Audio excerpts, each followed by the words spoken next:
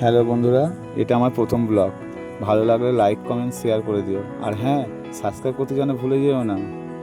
আচ্ছা, আমরা যাচ্ছি কোথায় সেটা তো বলো।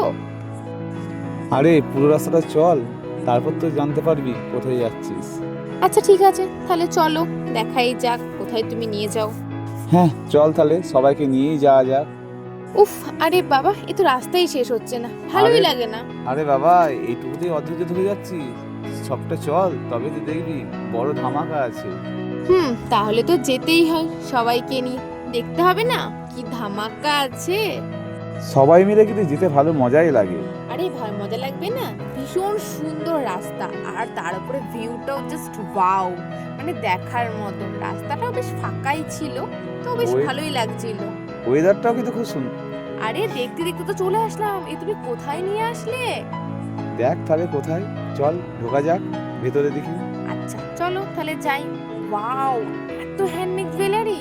আচ্ছা, এবার বুঝতে পারলাম, এ তো মাদার্স আর্ট। আর এখানে যেমন খাবার পাওয়া যায়, তেমন কিন্তু দুর্দান্ত জিনিসও পাওয়া যায়। তো আমরা তো চলে এসেছি কৃষ্ণনগর, যেখানে মাটির জিনিস বিখ্যাত। সব রকম জিনিস পাওয়া যায়, মাটির খেলনা থেকে শুরু করে সংসারের সব কিছু। বেশ হ্যান্ডমেড জুয়েলারিও পাওয়া যায়। চল তাহলে ভেতরে ঢুকি এবার। চলো যাওয়া যাক সবাই মিলে। নতুন আরে অতিথি, বাস, এটা কে?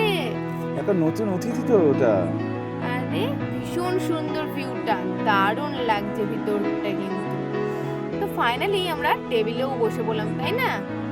হ্যাঁ বসে পড়লাম, এবার দেখ কি আসছে। তো আমরা কি খাবার অর্ডার দিই? ও বাবা, এই তো পিৎজা!